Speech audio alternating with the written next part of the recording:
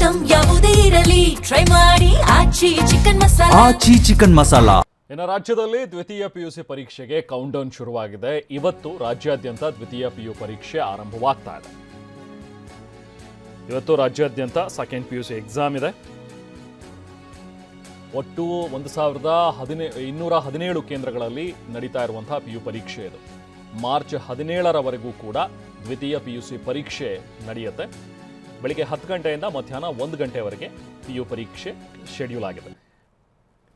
ಸುಮಾರು ಈ ಬಾರಿ ಇಲಾಖೆಯಿಂದ ಸಕಲ ಸಿದ್ಧತೆಗಳು ಕೂಡ ನಡೆದಿವೆ. 7,10,363 ಜನ ವಿದ್ಯಾರ್ಥಿಗಳು ನೋಂದಾಯಿಸಿಕೊಂಡಿದ್ದಾರೆ.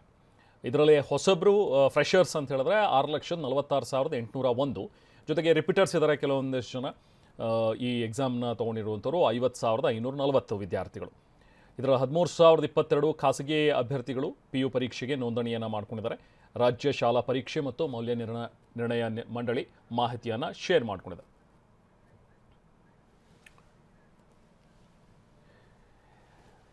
ಸೊ ಈಗಾಗಲೇ ಪಿ ಯುಗೆ ಎಲ್ಲರೂ ಕೂಡ ಸಿದ್ಧತೆಯನ್ನು ಮಾಡ್ಕೊಳ್ತಾ ಇದ್ದಾರೆ ಎಕ್ಸಾಮ್ ಬರೆಯೋದಕ್ಕೆ.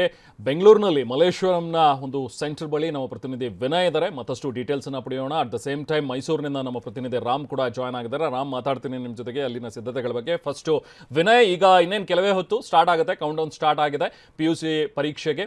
ಈಗ ಸಿದ್ಧತೆಗಳು ಯಾವ ರೀತಿಯಾಗಿವೆ? ವಿದ್ಯಾರ್ಥಿಗಳಿಗಾಗಲೇ ಬರೋದಕ್ಕೆ ಸ್ಟಾರ್ಟ್ ಮಾಡಿದ್ದಾರೆ. ಹೇಗಿದೆ ಎಲ್ಲವೂ? ಯಾವುದೇ ರೀತಿಯಾದಂಥ ಗೊಂದಲ ಆಗಬಾರ್ದು ಅನ್ನೋ ನಿಟ್ಟಿನಲ್ಲಿ ಹೇಗೆ ಸಕಲ ಸಿದ್ಧತೆಗಳನ್ನು ಮಾಡ್ಕೊಂಡಿದ್ದಾರೆ? Vinay, over to you. ನಿಮಗೆ ರೆಹಮಾನ್, ಇಂದಿನಿಂದ ರಾಜ್ಯಾದ್ಯಂತ ಬೆಂಗಳೂರು ಸೇರಿದಂತೆ ರಾಜ್ಯಾದ್ಯಂತ 1000ಕ್ಕೂ ಹೆಚ್ಚು ಪರೀಕ್ಷಾ ಕೇಂದ್ರಗಳಲ್ಲಿ PUC ಎಕ್ಸಾಮ್ ಶುರು ಆಗ್ತಾ ಇದೆ. ಸದ್ಯಕ್ಕೆ ನಾನೀಗ ಮಲ್ಲೇಶ್ವರಂನ ಸರ್ಕಾರಿ ಪದವಿ ಪೂರ್ವ ಕಾಲೇಜಲ್ಲಿ ಇದ್ದೀನಿ. ಇದು ಕೂಡ ಒಂದು ಪರೀಕ್ಷಾ ಕೇಂದ್ರ, ಅತಿ ಹೆಚ್ಚು ವಿದ್ಯಾರ್ಥಿಗಳು ಬರೆಯುವಂಥ ಪರೀಕ್ಷಾ ಕೇಂದ್ರ. ನೀವು ನೋಡ್ಬೋದು, ದೃಶ್ಯಗಳಲ್ಲಿ ತೋರಿಸ್ತಾ ಇದ್ದೀವಿ. ವಿದ್ಯಾರ್ಥಿಗಳು ತಮ್ಮ ರೂಮ್ ನಂಬರು ಅದಕ್ಕೆ ತಕ್ಕ ಹಾಗೆ ಯಾವ ಅಲಾಟ್ ಆಗಿರುವಂತಹ ಯಾವ ರೂಮಲ್ಲಿ ತಮ್ಮ ಏನು ಕೊಠಡಿ ಬಂದಿದೆ, ಜೊತೆಗೆ ಅದರ ಸೀರಿಯಲ್ ವೈಸ್, ಯಾಕಂದರೆ 20-30 ರೂಮ್ಗಳು ಇರುತ್ತೆ, ಅದಕ್ಕೆ ತಕ್ಕ ಹಾಗೆ ತಮ್ಮ ಸೀಟ್ಗಳನ್ನು ಎಲ್ಲಿ ಬಂದಿದೆ ಏನು ಅನ್ನೋದನ್ನು ಕೂಡ ಆಯ್ಕೆ ಮಾಡ್ಕೊಳ್ತಾ ಇದ್ದಾರೆ. ಜೊತೆಗೆ 9:40 ಒಳಗಡೆ ವಿದ್ಯಾರ್ಥಿಗಳು ಪರೀಕ್ಷಾ ಕೊಠಡಿಗಳ ಒಳಗಡೆ ಇರಬೇಕಾಗುತ್ತೆ. 10 ಗಂಟೆಗೆ ಸರಿಯಾಗಿ ಪರೀಕ್ಷೆಗಳು ಶುರು ಆಗುತ್ತೆ.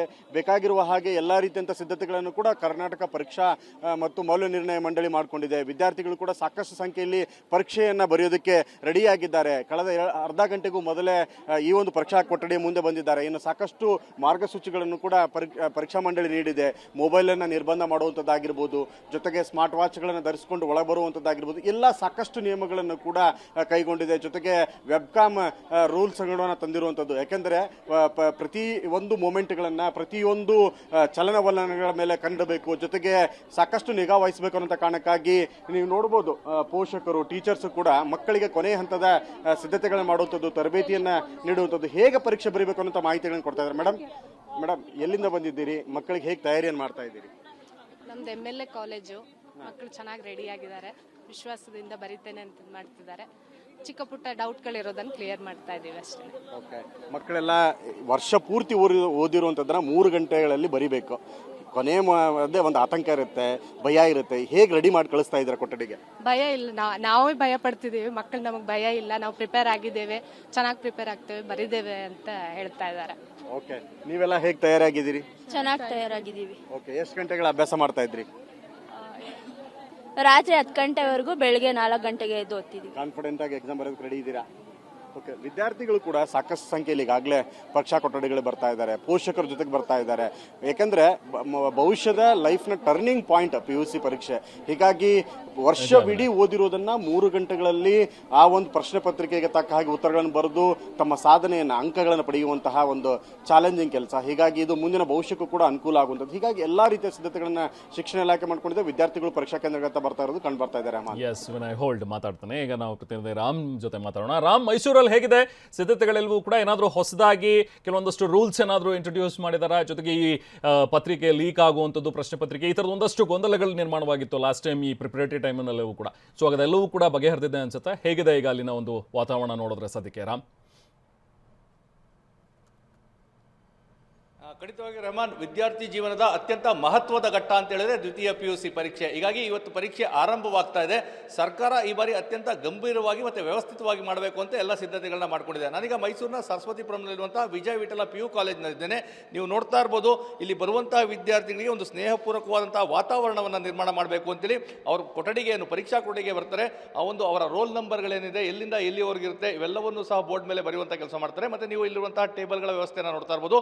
ಒಂದು ಟೇಬಲ್ನಲ್ಲಿ ಇಬ್ಬರು ವಿದ್ಯಾರ್ಥಿಗಳಿಗೆ ವ್ಯವಸ್ಥೆಯನ್ನು ಮಾಡಿ ಅವರ ರೋಲ್ ನಂಬರ್ಗಳಲ್ಲಿ ಬರೆಯುವಂಥ ಕೆಲಸವನ್ನು ಮಾಡಿದರೆ ಒಂದು ಕೊಠಡಿಯಲ್ಲಿ ಕನಿಷ್ಠ 24 ವಿದ್ಯಾರ್ಥಿಗಳು, ಗರಿಷ್ಠ 30 ವಿದ್ಯಾರ್ಥಿಗಳಿಗೆ ಒಂದು ಅವಕಾಶವನ್ನು ಕಲ್ಪಿಸಿಕೊಳ್ಳಲಾಗಿದೆ. ತಾವು ಕೇಳಿದಂತೆ ಖಂಡಿತವಾಗಿಯೂ ಅತ್ಯಂತ ವ್ಯವಸ್ಥಿತವಾಗಿ, ಅಂದರೆ ಯಾವುದೇ ರೀತಿಯಾದಂತಹ ಪರೀಕ್ಷಾ ಅಕ್ರಮಗಳಿಗೆ ಅವಕಾಶವನ್ನು ಮಾಡಿಕೊಡಬಾರ್ದು ಅಂತೇಳಿ ವೆಬ್ಕಾಸ್ಟಿಂಗ್ ಮಾಡುವಂಥದ್ದು, ಅಂದರೆ CC ಕ್ಯಾಮೆರಾವನ್ನು ಪರೀಕ್ಷಾ ಕೊಠಡಿಯ ಒಳಭಾಗದಲ್ಲಿ ಅಳವಡಿಸಿರುವಂಥದ್ದು. ಕ್ಷಣ ಕ್ಷಣದ ಮಾಹಿತಿಯನ್ನು ಆ ಒಂದು ಏನು ಮುಖ್ಯ ಕೇಂದ್ರದಲ್ಲಿ ಅದನ್ನು ನೋಡುವಂತಹ ವ್ಯವಸ್ಥೆಯನ್ನು ಸಹ ಮಾಡಿಕೊಳ್ಳಲಾಗಿದೆ. ಯಾವುದೇ ರೀತಿಯಾದಂತಹ ಅಕ್ರಮಗಳು ಆಗಬಾರ್ದು. ಮತ್ತು ವಿದ್ಯಾರ್ಥಿಗಳು ಪಾರದರ್ಶಕವಾಗಿ ಪರೀಕ್ಷೆಯನ್ನು ಬರೆಯಬೇಕು. ಯಾರು ಶ್ರಮವನ್ನು ಪಟ್ಟಿರ್ತಾರೆ ಅವರಿಗೆ ಅಂಕಗಳು ಸಿಗಬೇಕು. ಯಾವುದೇ ಕಾಪಿ ಮಾಡೋದಿರ್ಬೋದು ಅಥವಾ ಬೇರೆ ಬೇರೆ ರೀತಿಯಾದಂತಹ ಅಕ್ರಮಗಳಿಗೆ ಅವಕಾಶ ಮಾಡಿಕೊಡಬಾರ್ದು ಅಂತೇಳಿ ಎಲ್ಲ ವ್ಯವಸ್ಥೆಗಳನ್ನ ಮಾಡಿಕೊಳ್ಳಲಾಗಿದೆ.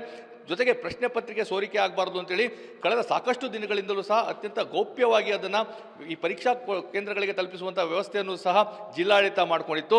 ಹಾಗಾಗಿ ಮೈಸೂರು ಜಿಲ್ಲೆಯಲ್ಲಿ ವ್ಯವಸ್ಥಿತವಾಗಿ ಮಾಡಬೇಕಾದಂತಹ ಎಲ್ಲ ಸಿದ್ಧತೆಗಳನ್ನ ಮಾಡಿಕೊಳ್ಳಲಾಗಿದೆ. ಈ ಬಗ್ಗೆ ಮಾತಾಡಲಿಕ್ಕೆ ಅದರ ನಿರ್ವಹಣೆಯನ್ನು ವಹಿಸಿದಂತಹ ಅಧಿಕಾರಿಗಳು ನಮಗೆ ಸಿಕ್ಕಿದ್ದಾರೆ. ಸರ್, ಮೈಸೂರು ಜಿಲ್ಲೆಯಲ್ಲಿ ಎಷ್ಟು ವಿದ್ಯಾರ್ಥಿಗಳು ಪರೀಕ್ಷೆ ಬರೀತಾರೆ, ಹೇಗಿದೆ ವ್ಯವಸ್ಥೆ ಅಂತ? ಮೈಸೂರು ಜಿಲ್ಲೆಯಲ್ಲಿ ಸುಮಾರು 30,000 ವಿದ್ಯಾರ್ಥಿಗಳು ಪರೀಕ್ಷೆಯನ್ನು ತೆಗೆದುಕೊಂಡಿದ್ದಾರೆ. ಇದಕ್ಕೆ ಸಂಬಂಧಪಟ್ಟಂತೆ ನಮ್ಮ ಪರೀಕ್ಷಾ ಮಂಡಳಿ ಹಾಗೂ ನಮ್ಮ ನಿರ್ದೇಶನಾಲಯ ಹಾಗೂ ಉಪನಿರ್ದೇಶಕರು ಮತ್ತು ಜಿಲ್ಲಾಧಿಕಾರಿಗಳು ಅವರ ಇದು ಅಧೀನದಲ್ಲಿ ಬರ್ತಕ್ಕಂಥ ಎಲ್ಲ ಅಧಿಕಾರಿಗಳಿಗೆ ಈ ಪರೀಕ್ಷೆಗೆ ಸಂಬಂಧಪಟ್ಟಂಥ ತರಬೇತಿಯನ್ನು ಎರಡೆರಡು ತರಬೇತಿಗಳನ್ನು ಕೊಟ್ಟಿದ್ದಾರೆ. ವೆಬ್ಕಾಸ್ಟಿಂಗ್ ಇದ್ರ ಬಗ್ಗೆನೂ ವೆಬ್ಕಾಸ್ಟಿಂಗ್ ಇದರಿಂದಲೇ CCTV ಅದನ್ನು ಯಾವ ರೀತಿ ನಾವು ಮೇಂಟೈನ್ ಮಾಡಬೇಕು ಮತ್ತು ಮಕ್ಕಳು ಪಾರದರ್ಶಕವಾಗಿ ಪರೀಕ್ಷೆಗಳನ್ನು ಬರೀಲಿಕ್ಕೆ, ನಿರ್ಭೀತಿಯಿಂದ ಬರೀಲಿಕ್ಕೆ ಏನೇನು ಸೌಲಭ್ಯಗಳನ್ನು ಮಾಡಬೇಕು ಅಂತಕ್ಕಂಥದ್ದನ್ನು ಒಂದು ಪರೀಕ್ಷಾ ಕೇಂದ್ರಕ್ಕೆ ಅನುದಾನ ರಹಿತ ಪದವಿ ಪೂರ್ವ ಕಾಲೇಜುಗಳ ಪರೀಕ್ಷಾ ಕೇಂದ್ರದಲ್ಲಿ ಸರ್ಕಾರಿ ಕಾಲೇಜಿನ ಪ್ರಾಂಶುಪಾಲರನ್ನು ಮುಖ್ಯ ಅಧೀಕ್ಷಕರಾಗಿ ನೇಮಕ ಮಾಡಿರ್ತಾರೆ. ಅದೇ ರೀತಿಯಲ್ಲಿ ಜಾಯಿಂಟ್ ಚೀಫ್ ನೇಮಕ ಮಾಡಿರ್ತಾರೆ. ವಿಚಕ್ಷಣಾ ದಳದ ಸಿಬ್ಬಂದಿಗಳನ್ನು ಸಹಿತ ನೇಮಕ ಮಾಡಿದ್ದಾರೆ.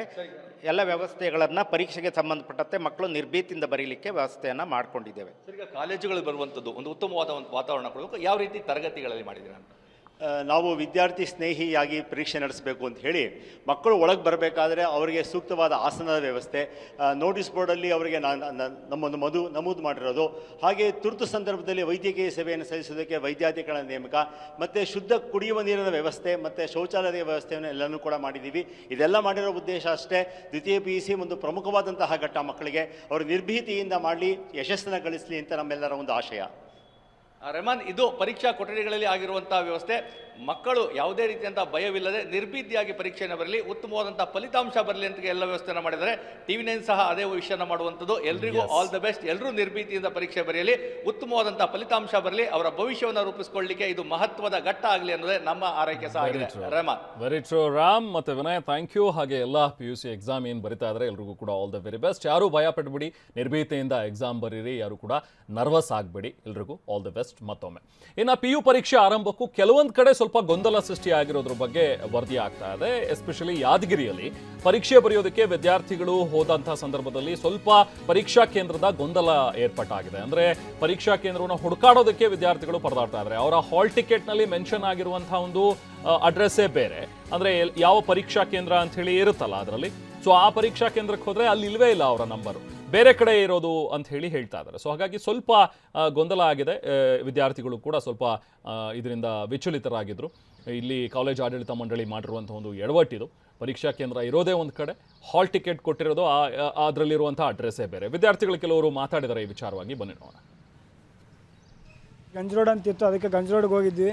ಅಲ್ಲಿ ಹೋದಾಗ ಕೇಳಿದಾಗ ಯಾವುದು ಇಲ್ಲಿ ಸಭಾ ಕಾಲೇಜ್ ಅಂತಿಲ್ಲ, ಅಲ್ಲಿ ಹತ್ತಿಕುಣಿ ರೋಡ್ ಹತ್ರ ಆದಂತಂದಕ್ಕೆ ಇದು ಲುಂಬಿನಿ ಪಾರ್ಕ್ ಬಗಲಾಗದಂದಕ್ಕೆ ಇಲ್ಲಿ ಬಂದಿರಿ. ಬಂದಾಗ ಸಿಕ್ಕಾದ್ರಿ, ಬೆಳಿಗ್ಗೆ ಬಂದು ಅಲ್ಲಿ ಹೋಗಿ ಗಂಜ್ ಹತ್ರ ಎಲ್ಲ ನೋಡಿದ್ವಿ, ಕೇಳಿದ್ವಿ. ನಮಗೆ ಗೊತ್ತಾಗಿಲ್ಲ, ಸ್ವಲ್ಪ ಗ್ರಾಮೀಣ ಭಾಗದಿಂದ ಬಂದಿದ್ವಿ. ಕೋಟಗೆರೆಯಿಂದ ಬಂದಿದ್ವಿ, ಗೊತ್ತಾಗಿಲ್ಲ ನಮಗೂ. ಇವಾಗ ಕೇಳಿ ಅಲ್ಲಿಂದ ರೂಟ್ ಒಬ್ಬರಿಗೆ ಹಿಂಗೆ ವ್ಯಕ್ತಿಗೆ ಕೇಳಿ ಇಲ್ಲಿ ಬಂದಿವಿ. ಅಡ್ರೆಸ್ ಗಂಜ್ ರೋಡ್ ಅಂತಿತ್ತು, ಅದಕ್ಕೆ ಗಂಜ್ ರೋಡ್